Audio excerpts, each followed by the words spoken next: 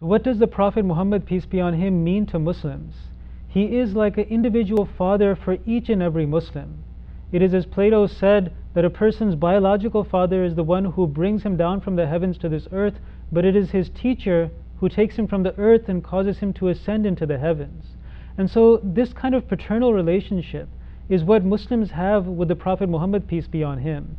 And the love that we feel for him is a very real and close relationship of an emotional bond that we have with our Prophet.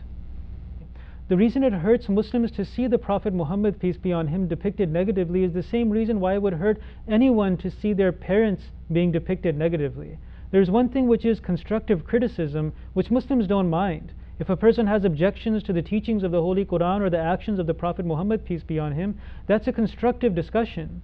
However, mockery of the holy person of any religion is something that is hurtful. If Joseph Smith was depicted in a negative light just for the sake of mockery, then we as Muslims on a human level would find that offensive.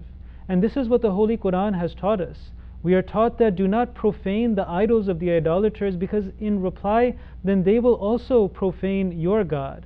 So this is a basic human sympathy and an empathy that we have, in that we find it offensive if the holy people and respected people of any people are mocked in an unconstructive way and in a way that is offensive and hurts the feelings of those people. How did the Prophet Muhammad, peace be on him, respond to criticism in his own lifetime? Well, many times he was insulted to his face. He was even abused. People used profanity against him. But he always responded with kindness and with love and with prayers. And he won over the hearts of many people in this way. Then also when people spread poetry critical of him throughout Arabia, then he had his court poet write poetry in refutation of it. And that was the only way he responded. Now some people quote certain references saying that he had people executed for criticizing him. Now many of those references are based on very weak narrations that were fabricated in the first place. But those couple of times that it did not happen because of criticism, but because of treason and war crimes that those people had committed.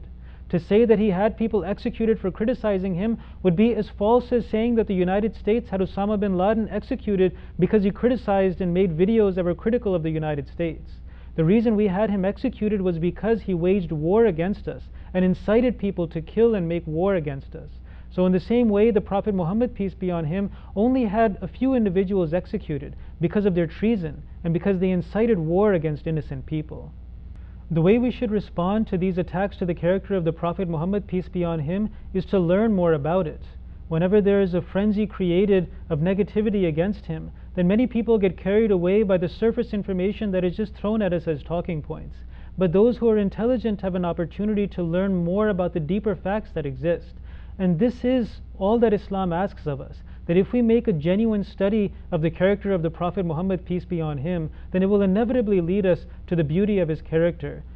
This is often turned into a black and white issue of whether we have the right to free speech or not. But there are many nuances even among Western countries. For example, a Canadian tourist was arrested for doing the Nazi salute in Germany because he thought it was a joke. But at that time, we did not stand for his right to free speech and start doing Nazi salutes on our own, because according to our own American definition of freedom of speech, that is something that is permitted. So in the same way, every country and people have a right to define something as being against freedom of speech if it has no productive value. And so in the same way as Germany has a right to ban a certain salute, we as Muslims simply ask that people be more sensitive. Not that we necessarily ban anything, but that there is nothing wrong with saying that such depictions of the Prophet Muhammad, peace be on him, that are of no productive value should not be exploited and should not be propagated in our society.